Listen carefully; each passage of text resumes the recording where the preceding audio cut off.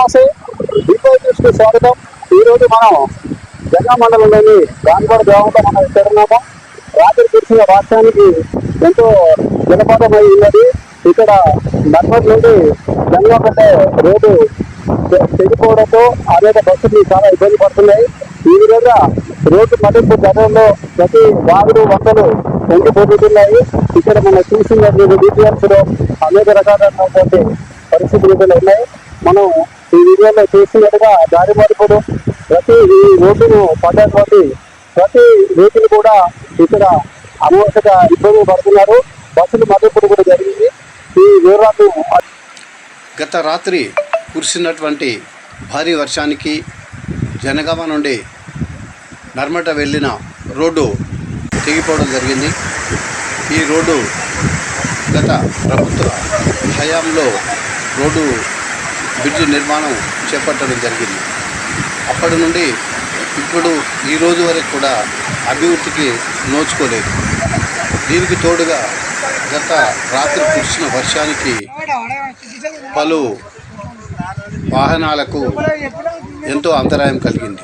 ఈ రోడ్డు తెగిపోవడం వలన పెద్ద వాహనాలు మరియు వాహనదారులకు అనేక ఇబ్బందులు ఎదుర్కొంటున్నారు. ఈ విషయాన్ని తెలుసుకున్న ప్రజా ప్రతినిధులు, అధికారులు ఇక్కడికి ఈరోజు వచ్చి దారి మళ్లింపు కార్యక్రమాన్ని చేపట్టి వాహనాలను దారి మళ్లించి గానుపాడు గ్రామం నుండి ఇక్కడికి మళ్ళీ మన్నబాయి రోడ్డు వరకు కలపడం జరిగింది. అంతేకాకుండా ఇక్కడ గానుపాడు నుండి వచ్చే రోడ్డు కూడా ఇది శిథిలావస్థలో చేరుకోవడం వల్ల పెద్ద వాహనాలకు అనుమతి ఇవ్వడం లేదు పోలీసులు. దాంతోపాటు ఇక్కడ జరుగుతున్నటువంటి ప్రతి పనికి కూడా ప్రభుత్వం బాధ్యత వహించవలసిందే అని పలువురు ప్రజలు, వాహనదారులు అంటున్నారు.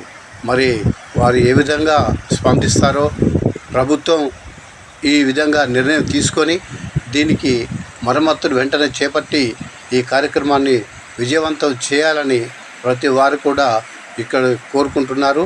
మరి వారు ఏమంటున్నారో అతని మాటల్లో తెలుసుకుందాం. గ్రామం గానుపాడు, జనగామ మండలము, డిస్ట్రిక్ట్ జనగాము. 4 సంవత్సరాల కింద క్రాస్ రోడ్ దగ్గర మాకు రాకపోకలు ప్రతి సంవత్సరము ఇబ్బంది అవుతుంది. పోయినసారి గానుపాడు చలి బండ్లు, వెహికల్ అన్ని ఓంగా మాకు గొర్రెలకు, గొడ్లకు చాలా మనుషులకు కూడా ఇబ్బంది అవుతుంది. ఊళ్ళకి వెళ్ళి పెద్ద పెద్ద వాహనాలు పోతున్నాయి.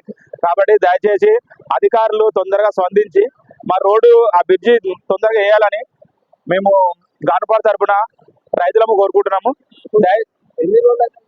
కనీసం ఒక 4 సంవత్సరాలు అవుతుంది. 4 సంవత్సరాలు ఇంతవరకు ఒక అధికారులు కూడా పట్టించుకుంటలేరు, ఒక రాజకీయ నాయకుడు కూడా పట్టించుకుంటలేడు.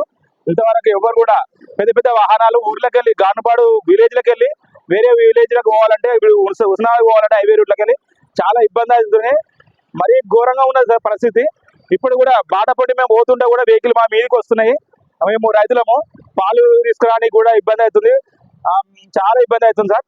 ఈ తొందరగా స్పందించి మాకు తొందరగా బ్రిడ్జ్ పోయాలని కోరుకుంటున్నాం.